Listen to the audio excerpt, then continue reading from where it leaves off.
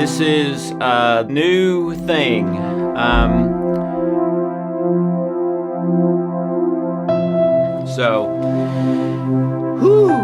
Little weird. I've been building to this for probably about 16, 17 years.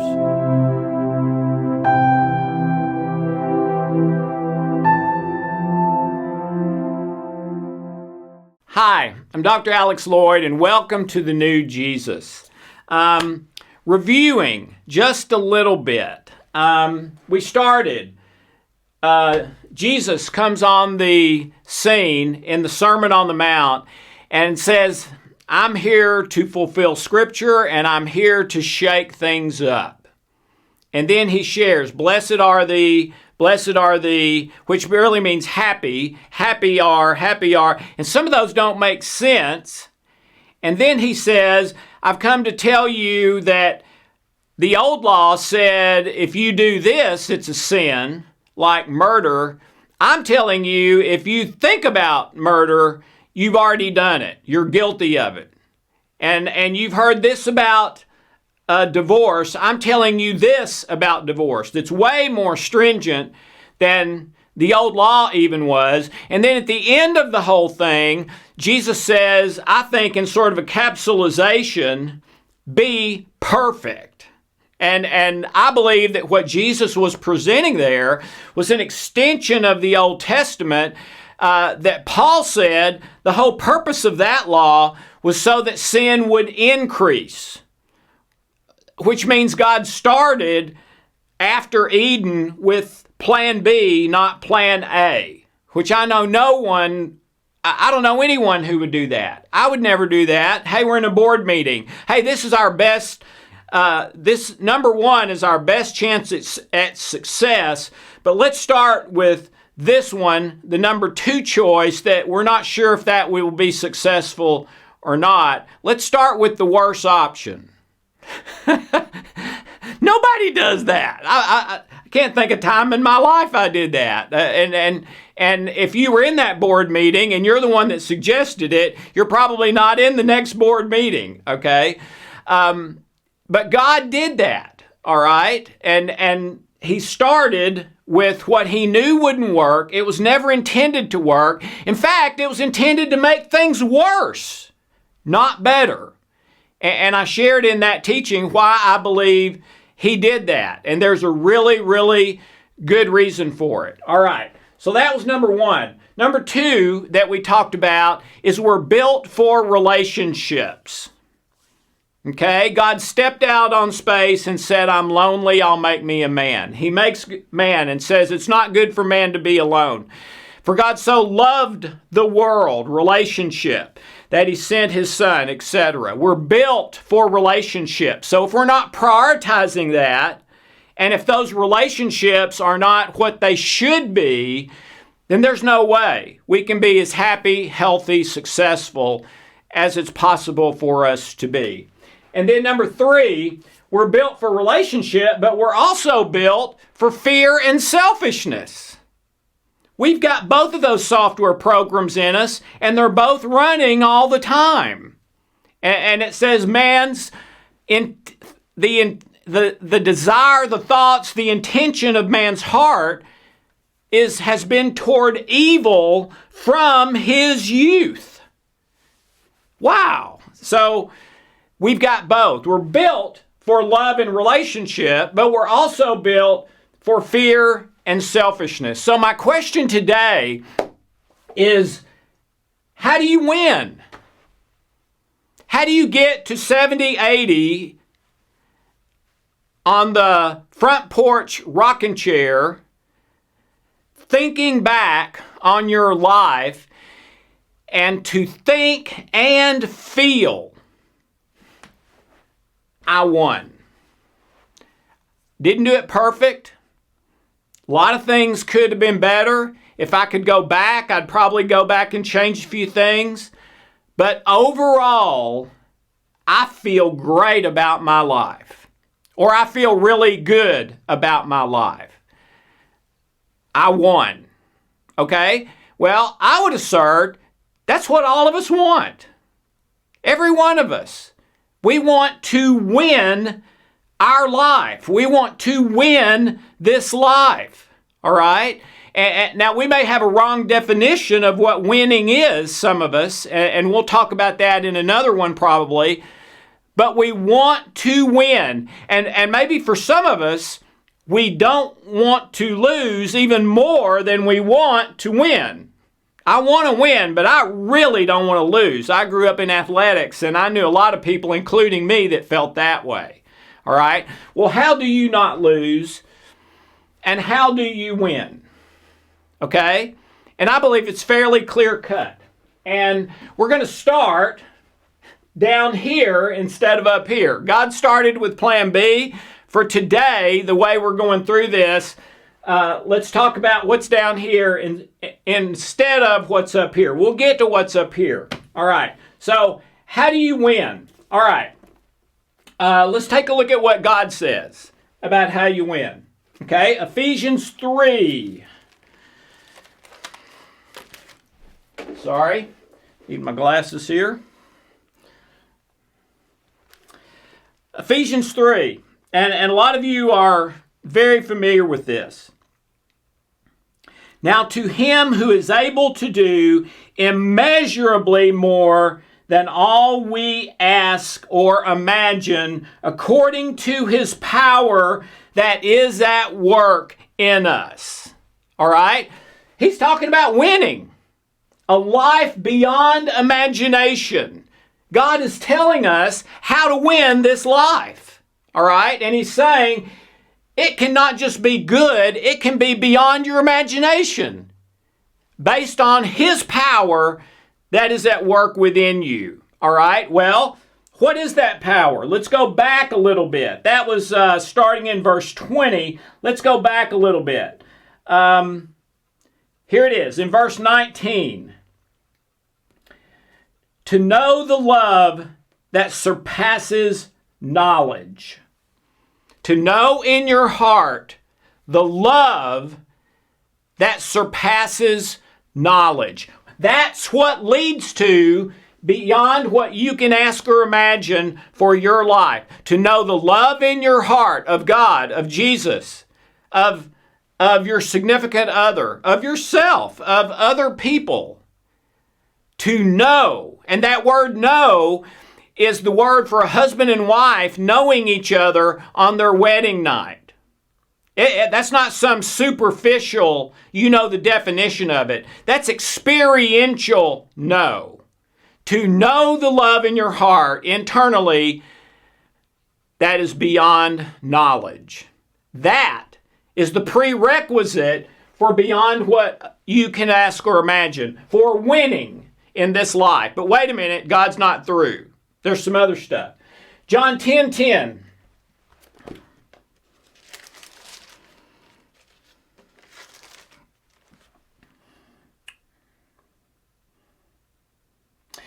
Here we go. The thief comes only to steal and kill and destroy.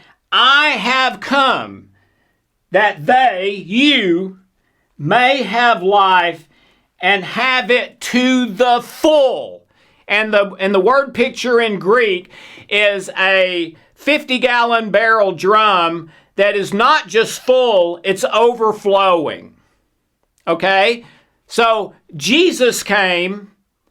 God's plan for this whole thing before the foundation of the world was that you would have abundant, magnificent, beyond imagination life, overflowing, not just to the top, but even overflowing. And then last one we look at, Romans 8:28, all things work together for good to those who are called according to the Lord, who love the Lord and are called according to his purpose. Let me read that one because I read the other ones.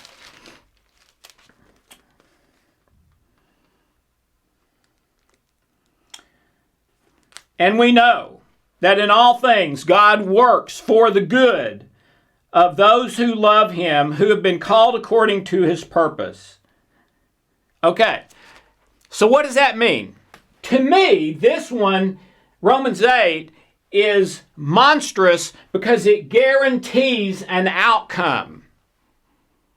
It says if you love God, if you have that love that is beyond knowledge in your heart, inside you, if you have that, and if you are doing what God calls you to do in His life, which is love. Jesus was asked, what's the greatest commandment? Love, and the second one is love. John said, they'll know you by your love. It's everywhere. For God so loved, we read just a minute ago. All right? So, this one guarantees an outcome. That if you do it this way, if you do your life this way, I guarantee a win. And I believe God is saying in here, because it is a guarantee that even if you made a wrong choice, if you did it in love and truth, God will intervene in life circumstances and make it as if you made the right choice. Wow!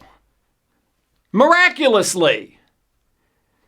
So I believe this is the only guaranteed outcome for your life that exists anywhere. And God says, all things will work together for good to those who love the Lord and are called according to His purpose. Okay? So, very clearly, and there's many more instances. These are three of my favorites. God says, this is how you win. Okay, now let's go another place. What does God say about the requirements for winning, ultimately including the requirements for entrance into the afterlife, into heaven? Okay? What does God say about that? All right, let's take a look. James 1:27.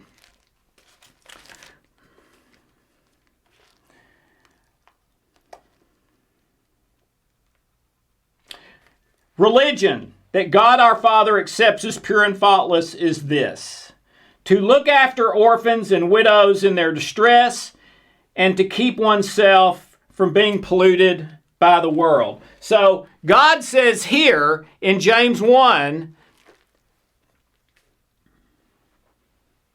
that faultless religion, pure religion, religion that's acceptable to Him, is one that is about relationship. It looks after needy people. Okay, did you hear that part? To look after orphans and widows in their distress. And number two, to keep oneself from being polluted by the world. That's back to love again. The whole law is summed up in love. And what He calls us to is love. Jesus says if you love, you've done it all. You've kept the whole law. So two things: relationship and helping people that need help. And number two, love. All right? That's true religion. The one that God stamps, you pass. All right? And that's, I don't know if that's pass or fail or on a curve, but God just tells us what He stamps as a passing grade. All right. Matthew 25:31. The entrance exam for heaven. Matthew 25:34. Then the king will say to those on his right, "Come, you who are blessed by the Father, take your inheritance, the kingdom prepared for you since the creation of the world. For," here's the entrance exam, "I was hungry, and you gave me something to eat. I was thirsty, and you gave me something to drink. I was a stranger, and you invited me in. I was sick, and you looked after me. I was in prison, and you came to visit me." Then the righteous, the people who are trying to get into heaven, will answer him, "Lord, when did we see you hungry and feed you, or thirsty and give you? When did we see you a stranger and invite?" And then the king will say, "Whatever you did for one of the least of these, you did for me."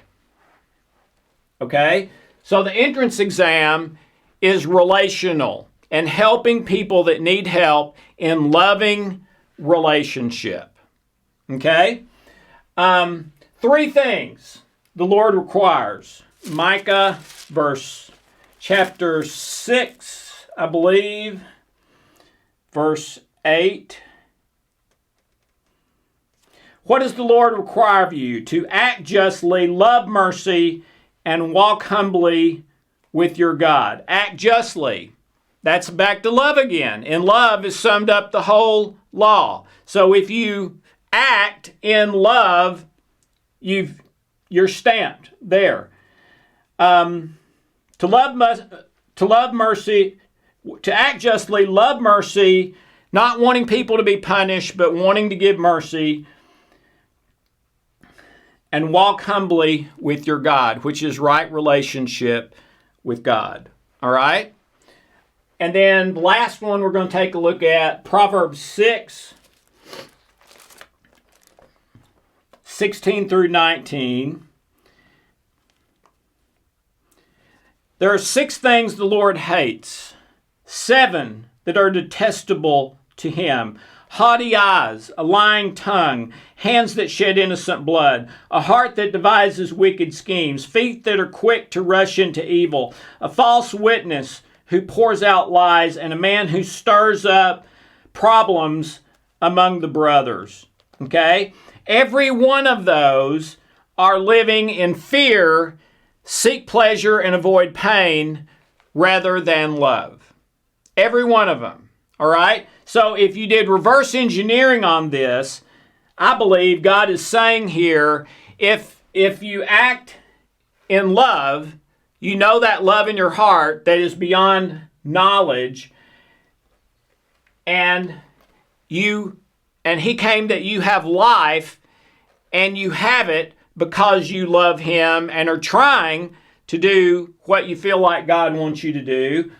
And then Romans 8, you have the guaranteed outcome as long as that love and relationship are your top priorities. And so you've got both. You've got the promise, then the guaranteed outcome down here. You have the entrance requirements, and they fit together perfectly. Okay?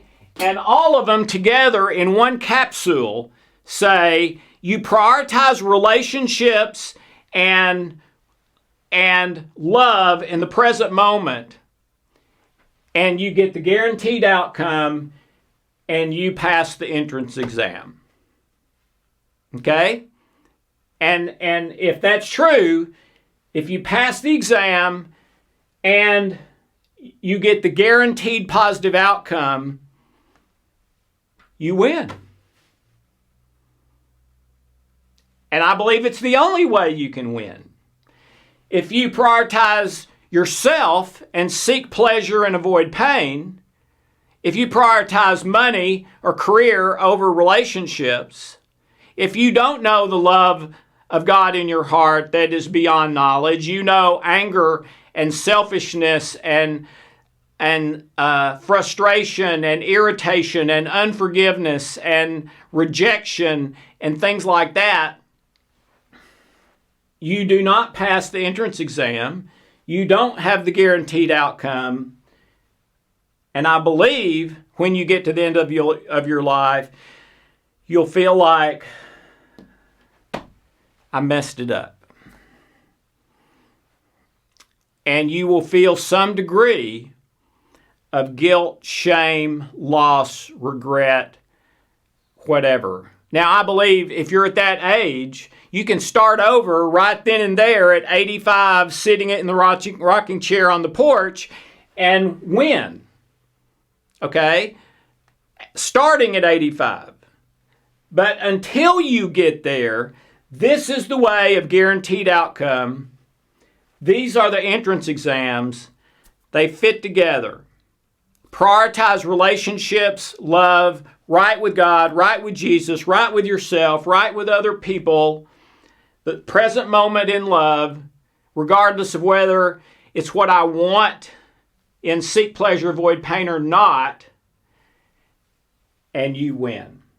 Now, another way to kind of think about this, if it helps you, is a lot of what we're talking about is instant gratification versus delayed gratification. In every study I have ever seen, and I've seen at least 100 of them over 30 years, that's ever been done on this says that delayed gratification, if you test children for instant versus delayed gratification, and some of the ways they would do that, you can have one piece of candy now or two pieces of candy in 30 minutes or something like that. You could do, there's endless possibilities of how you could do that, but it's always something. You can have something right now or something better later, all right? Well, every outcome test, even ones that go into those children's 40s, 50s, and 60s, is that the people who naturally delayed gratification were happier, healthier, made more money, had better relationships, had fewer divorces, did not go bankrupt as much, lived longer. I mean, every possible thing you could think of. Instant versus delayed gratification is a predictor for it. It's unbelievable. And so in a way, that's what we're talking about here. Because instant gratification is always, I want more pleasure and less pain. Okay? That's instant gratification. So if you're able to put that aside and say, no. Yeah, I know I want that. I see that there. But I'm going to choose to do what I believe is love-based, what prioritizes relationships, what is best, what is right, regardless of whether it gives me more pain or less pleasure. I don't care. Well, maybe I care, but I'm not going to live my life that way. I'm going to live my life for what is right, present, love-based, relational-based, even if it means more pain and less pleasure. That's delayed gratification, okay? So how would that look over the course of a day? Let's take a look at that. All right, so how would that look in the course of your day? I thought about this over the last week in preparation for this. So let's say I wake up in the morning and the first thing I do is take some supplements. Okay? Vitamin C, a multivitamin, some other things. Okay? But Hope and I have a station where all those things are, and it's just like big enough for one person. Okay? So if Hope and I get up at the same time, and I've got this, okay, I've got to get all this stuff done and then get to this first appointment at my work, all right? So the first thing is taking my supplements, but Hope is either already there or I can tell she's headed there. But I also know I've got this appointment coming up. So I can either delay gratification or instant gratification. So I can tell her, honey, I'm sorry, but I've really got to get to this meeting. Can I go first? Okay? Which would be, let's say, a red X. Or I could say, honey, you go first. And you got to get this. But if that is to count, really, I have to be doing it not to get anything back. Not so she'll like me better or anything else. Simply because I love her and I'm putting her before myself. That's it. Not expecting a thing. All right? So if I do that, I get a check mark. Okay? Then we go to the shower. Same thing. Okay? She's ready for the shower, but I've got a deadline coming. I can do the same thing. Honey, you go. Let me go first, or honey, you go first.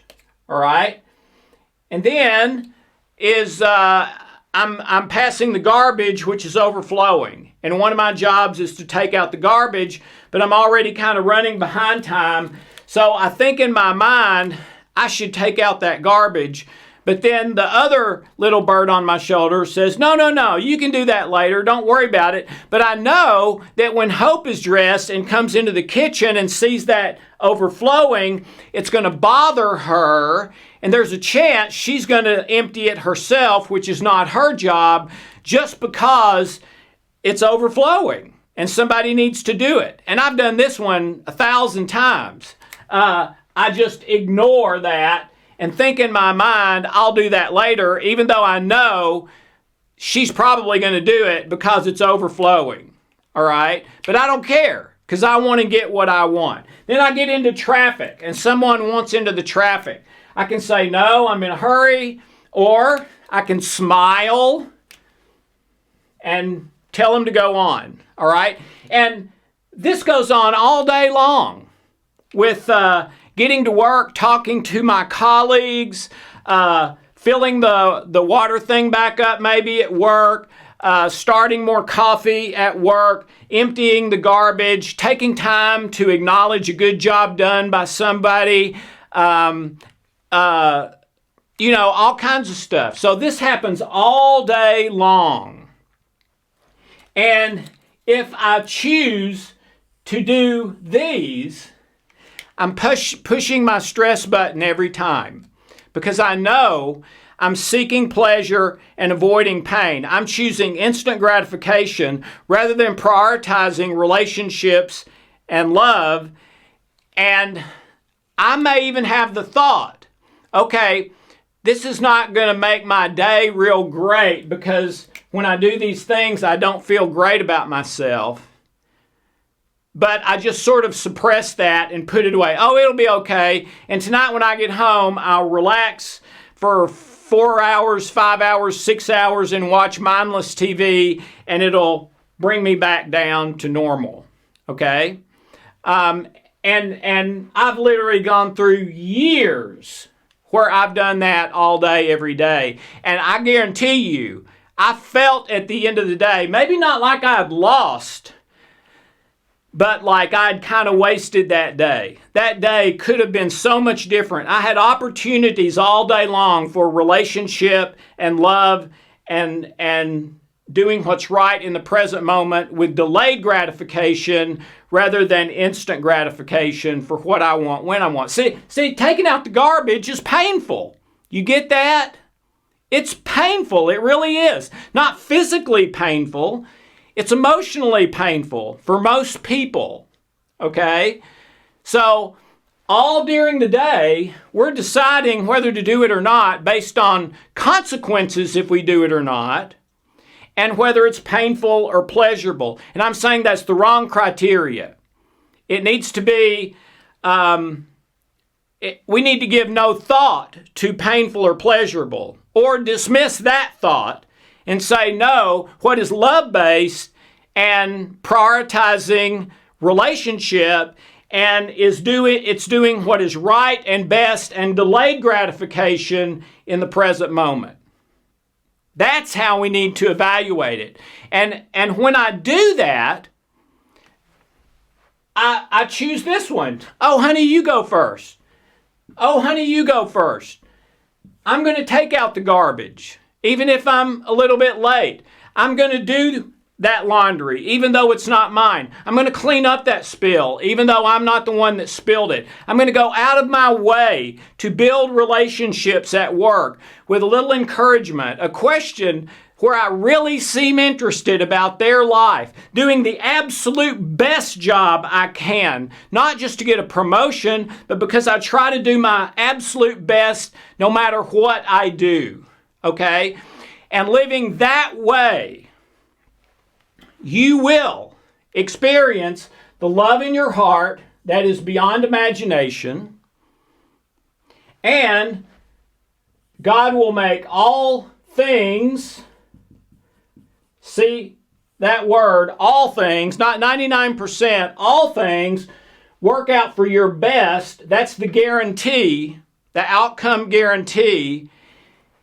And the promise is that you will experience abundant life, a wonderful life, a fantastic life, an 8, 9 out of 10 life.